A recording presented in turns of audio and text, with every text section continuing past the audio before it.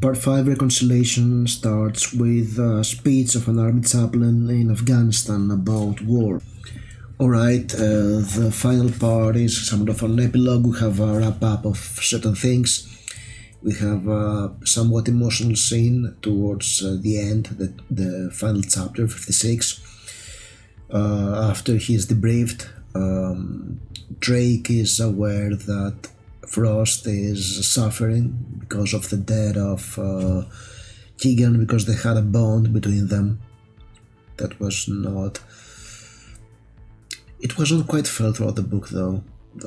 Maybe it was from the previous book, maybe not. We were told there was a bond, but yeah, I didn't. I wasn't sold on that, to be honest.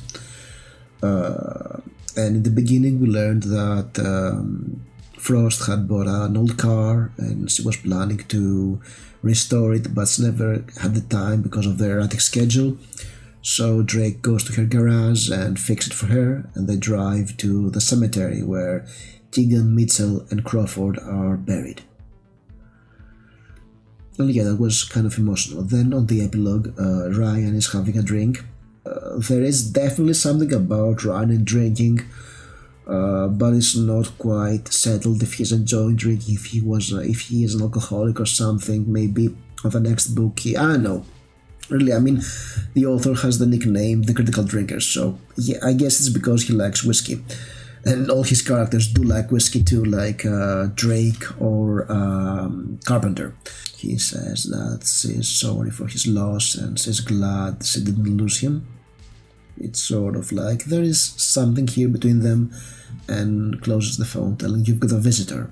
And surprise, surprise, Sam is there. We left there.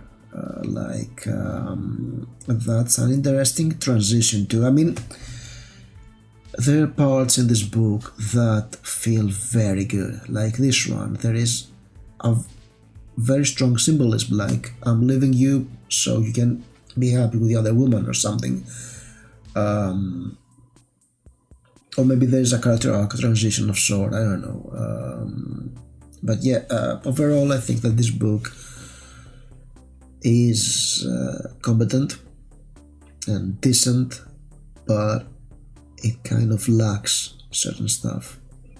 The Critical Drinker became very well known, the author became very well known as a YouTuber when he went through Captain Marvel, the movie, and why it was not bad. And I remember I watched this video and I was impressed that there was this guy who talked about Captain Marvel, and he was not hard, it's a feminism fault and those damn leftists are ruining movies. He actually made some very good points about this movie. I don't recall him mentioning something that I firmly believed about Captain Marvel, and to my surprise, this book suffers from the exact same problem. In his videos, Will Jordan mentions something that's called the message, which in my mind, yes, this thing does exist, this thing does ruin the book, and this thing, the message, or as I like to call it, entertainment industry's fixation on demographics, is hurting this book. Because I do believe that when you have a story, it should be told from the point of view of the person who has the most to lose, or has the most personal relationship with the subject, who has an antagonism towards the big bad. They have a history together. And this is not Ryan Drake, this is Anya. And Anya is clearly the one who should be the protagonist of this book. That is not. Ryan Drake is.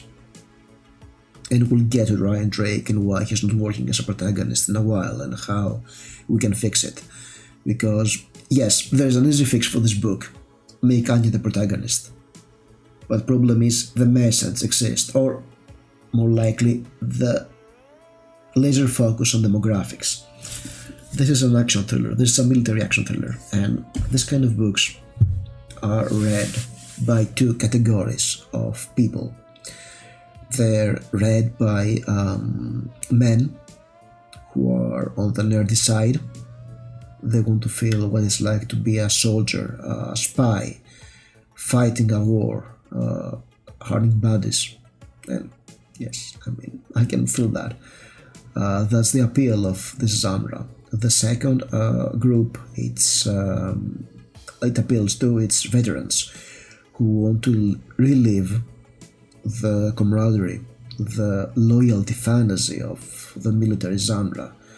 And also, the grounds on the floor, good blue-collar guys fighting a just war while people on top are playing dirty games. So these are both the categories of people who will read these books, and they're mostly men. And to the minds of publishing, men want to read male authors writing male characters.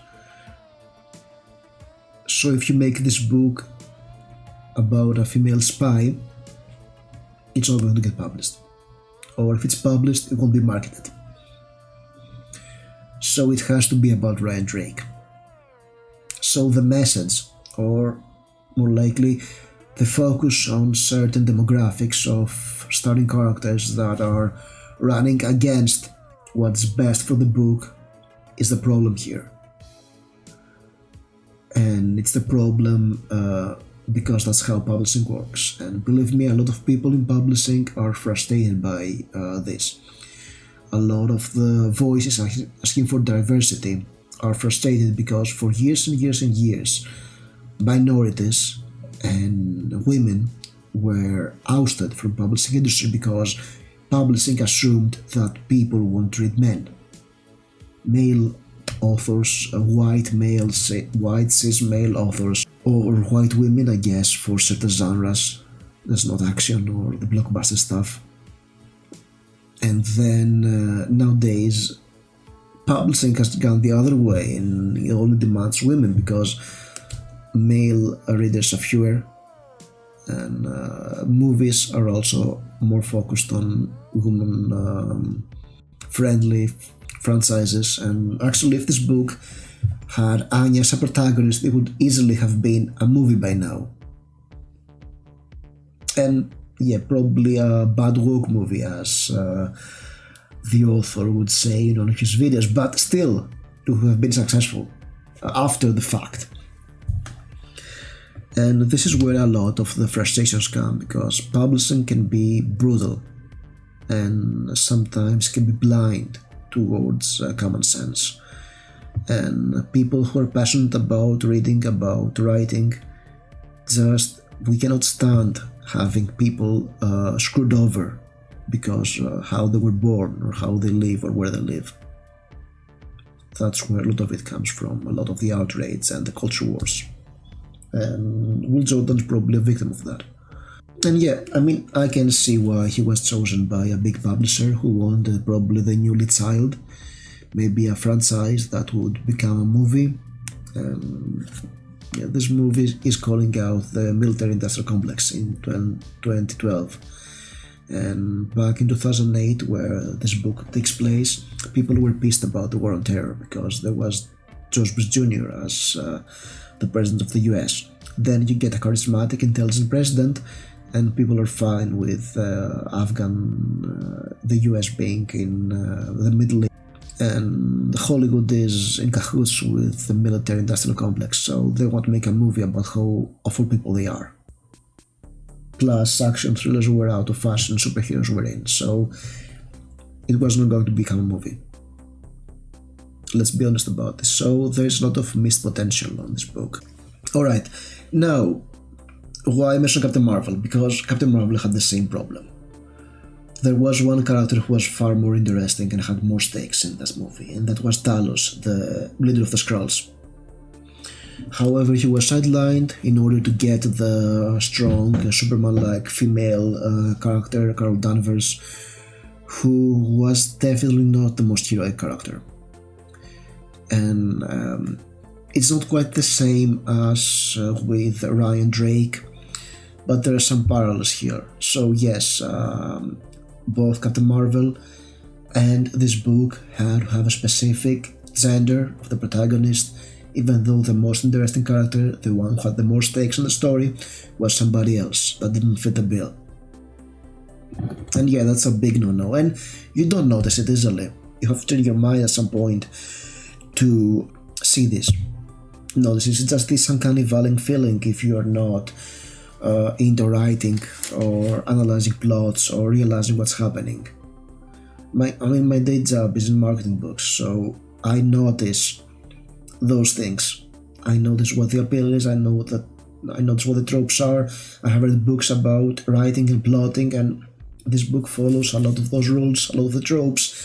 If you're a fan of military sci-fi, of action thrillers, it's a very decent read, and I would suggest you read the entire series. If you like this book, maybe start with the first one, because I guess it was much better, because more Anya and more organic Anya. Anya makes me want to read more of these books, alright? She's awesome. I like her. Drake, no. Ryan Drake has a big problem. And let me tell you in a more technical way why this happens. We'll talk about these books. Save the Cat writes a novel, which I often mention throughout reading this book, how predicted things to go, acts, etc. And then I realized that many people watching this video are not writers, they're readers, and they don't care.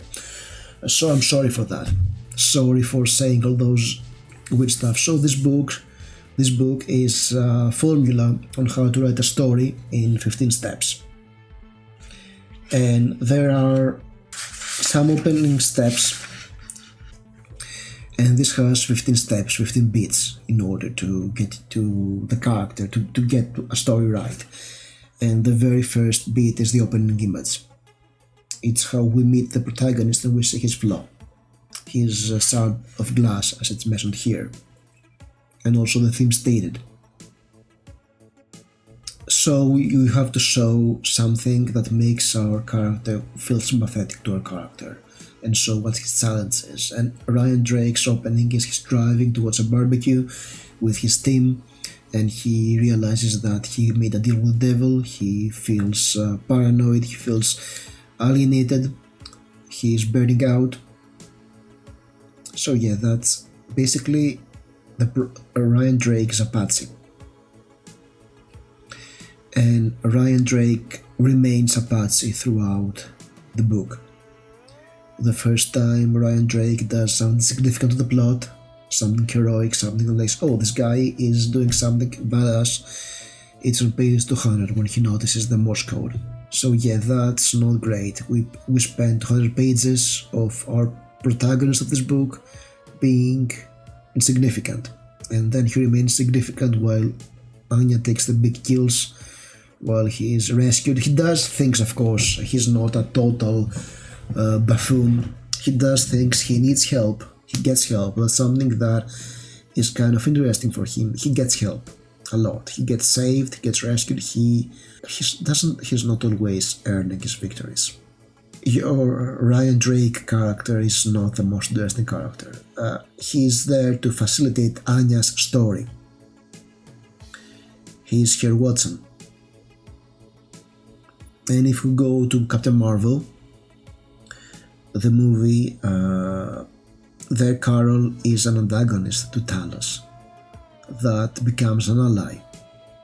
She's sort of like the sympathetic monster of the story. So you can see what's the problem. We follow a character that is not exactly sympathetic, he's not exactly badass, and he does make a journey, but it's not the most important journey in the book. And he doesn't get this big bad, this big badass scene, I guess. Yes, there is the grenade, the incendiary grenade in the house that, yeah, that was kind of badass, but he never gets to shoot the body and say the one-liner like Anya, and that feels off. I don't feel like I want to spend 500 pages following this guy who is not the most important person in the book, and he's not even exactly the point of view character to get our normal mortals in touch with the superb intellect of Anya, like we have with Watson and James Bond, or in so many other books where we have a point of view character following somebody important. No, he's Ryan Drake. The book is around him, but he's not the most important person in this book. And you can say, oh, that's the construction, that's subverting expectations, but it's not. Nothing else in this book is subverting expectations. So in the end, it doesn't feel good, and the character arcs are also not working. I'm not bonding with those people too much. Maybe because I haven't read the first book, where I was supposed to meet them. Yes, that's part of my fault. There are arcs here, they were plotted, but they're plotted, they're not felt.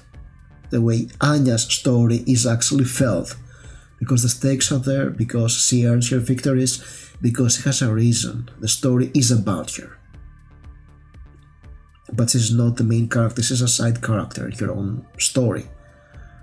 Or Drake is a side character in his own story. See, there's an imbalance in the plot, and you can notice that. So how can you fix this book if you assume that Drake has to be the main character? We have this opening where Drake is driving and he feels pressured. So how about we amp this up to 11? How about Ryan is paranoid? He can only trust those two people he's meeting, his team. So when they take the cold go to Afghanistan to capture the guy he has captured years ago and he has a personal bond with, it looks like a normal choice, right? However, Carpenter is in cahoots with Kine. He has he has this master plan of capturing Afghanistan, and Kine knows that. And they make a deal. You make your Kuras guy go public to rule in Drake, then kill him. And it makes sense. And I didn't kill him, it just happened. That's it. Now the story is about Drake. So they get to Afghanistan, they drive out with McKnight, who Drake has, so he's like, oh, this is good, I'll hit that. But while going to the wreckage, they are assaulted by Kuras men, and I'm not talking about Sniper, who is taken out by Keegan. I'm talking about a head-on firefight early on in the first act. And by the point the firefight ends, Drake is certain that somebody on his side is a traitor, and they have it for him and he cannot trust anybody. See, automatically the story gets better. Because, yes, Drake cannot trust anybody. And Kuras is not just a guy watching from afar, he's an active threat. There is bullets flying in Kabul from the moment that Drake is there. So the tension is up to 11. And now we can not trust anybody. Anya does warn Drake about Carpenter. Drake is also worried about Carpenter too. He feels something is off. Mitchell was working for Anya, alright. Whatever, keep that. Carpenter's plan is the same. Midway through the book, they do manage to find the base of operations of Kuras. And they find Mitchell dead, and a video of his execution that is not released yet. It's on timer, or maybe 3 days pass, and they do stumble there because of the video playing, alright? As a way to lure Drake in. So yeah, we have this thing, Mitchell is dead, Ryan's gonna take the fall for it, because he didn't rescue him or something, but he has to go. Still, he is like, yeah, something is not adding up, so he stays back, disobeying orders, and yeah, he goes into problems, as we saw. The plot mostly works, it just takes these little tweaks, that this is not about Kuras trying to lure in Drake to kill him and he's just happenstance in the story. It's a plan to take Drake out. It's now about Drake. And maybe he can go and take Carpenter out. Alright? Why not? Why not? Why should he be a patsy? A diversion for Anya to go into the horizon here corners and take Carpenter out herself. Maybe they can run a plan together. He may be out there luring in hit, using the folder to lure Carpenter's men out, while Anya does sneak in. It works. But yeah, that's it. That's how I would fix this. And it's an easy fix if you cannot have Anya as a protagonist. Or maybe don't have it be Ryan Drake thriller, right? Make it be the girl who kicked the Stinger's nest, I guess. The girl who kicked the Stinger's launcher. And have the third missile destroy the helicopter that the Carpenter is on. Because you have the Chekhov's Stinger missile. Use it. So yeah, overall, yes, this book was competent, but not great because of various limitations in the plot, of characters not working properly, and yeah, there was a character I did like, and maybe a reason I would return to these books, but not very soon. I did these videos for the likes and the subscribes, so I hope you did that, or you're just leaving ugly comments about me being an SJW cock and the drink is right, either or wrong, whatever. I think that this guy can write, and probably his later books are much better. He learned from his mistakes, and let's be honest, we all have those challenges. I mean, the mistakes, right? The mistakes he did make, I have faced in my action-oriented books, right? These things happen, and you have to do a lot of writing, a trial and error to fix them. But I think there are some interesting, it's a promising book, and I don't know where Will Jordan books are right now, if they're good or not, but I guess they could be much better by now. And maybe he's worth a chance, and if you're a fan of the genre, definitely you'll enjoy it more than me. Alright, so thank you for watching this behemoth of a video, and I hope I'll see you soon. Thank you for watching.